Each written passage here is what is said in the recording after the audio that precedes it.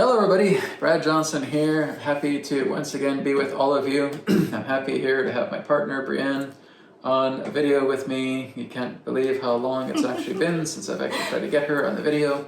So she's being brave today. This is not something that she does and is still getting used to. So again, Breanne, thank you very much for being here for everybody today. Thank you. All right.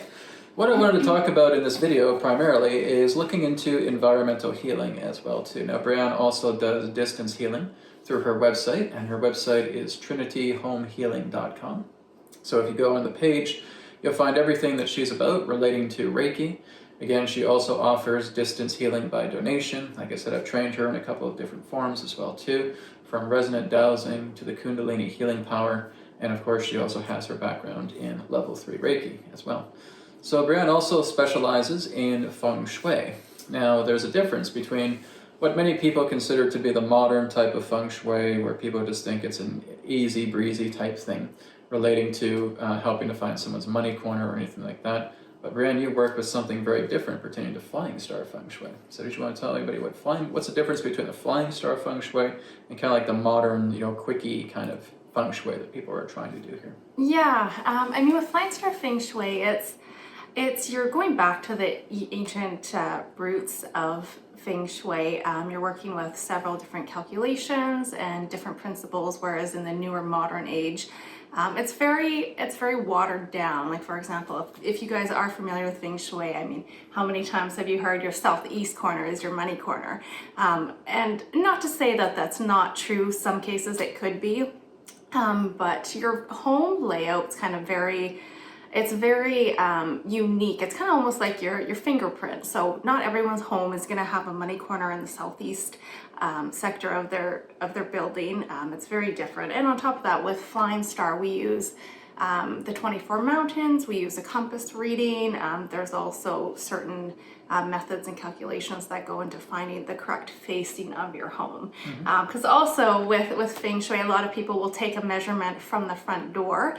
In a lot of cases that's correct, but not always. So you want to be looking at the most yang busier area of the building, and also kind of observing the surroundings of the land where your home is located. So with Flying Star Feng Shui, what would be the process of helping someone get their money corner? Is that just through a calculation that's being done through Flying Star? Yeah, it's kind of a bunch of different things. So one of the major things that we would need to find out the move-in date of the occupants.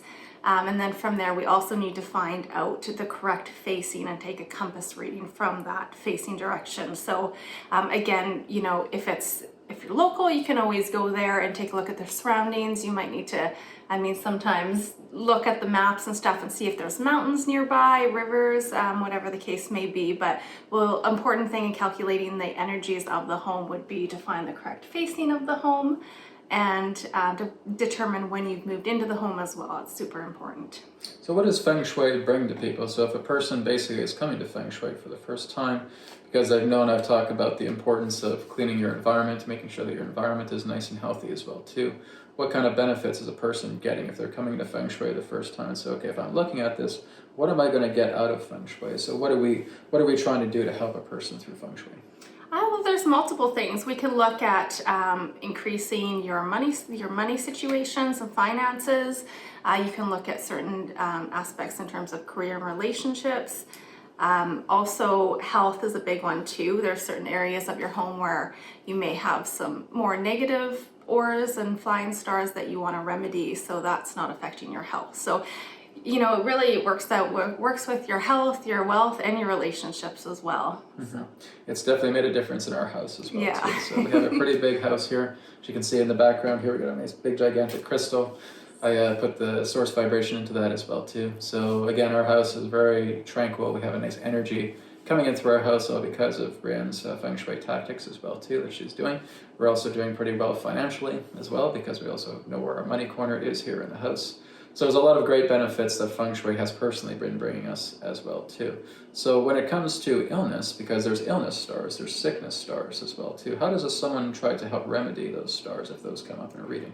Yeah, well, one of the most common remedies for that would be a salt cure. Salt's quite effective at absorbing the negative energy. So it's a pretty basic procedure. I have a video on it as well. You would need some coarse sea salt, you need 6 coins, fill it up with some water, and you can put this in certain areas of the home that contain your illness stars. And how do you know if a person has like a really contaminated space? What happens to that salt cure jar? Yeah, it'll get quite crusty. It'll start, crystallizing. So it starts to look quite gnarly at the end of it. We've definitely had a few. What we've done in our home too is we've had every home has positive and negative areas of the building. So we would determine what areas need the remedies, and then you would place the salt cure in that, and then it can absorb whatever negative energy that may be lingering around. So what about balancing elements? Would that be something important too? Yeah, for sure. Once you can determine with Flying Star, you can plot your chart. It's kind of like an astrology reading, but for your home. And then when you find out where the permanent energies are, you can figure out what areas you want to either remedy or cure, or which areas you want to maybe activate if it's a beneficial star as well. Yeah, I noticed that when we were doing work on our home here with Feng Shui, we were noticing the changing happening within a couple of days. So again, as you start to put the salt cures up, you start to balance the elements of the house as well too, you can start feeling a change in the air. The air almost feels a lot more fresher, it feels a lot more smoother. It's like a beautiful silk that's coming together in your space as well too. Like sometimes we have like a neighborhood cat that comes in here. And he's welcomed himself in a couple of times. His name is Goku, and he'll just plop down on our floor, and we can just tell how relaxed and how chill he is.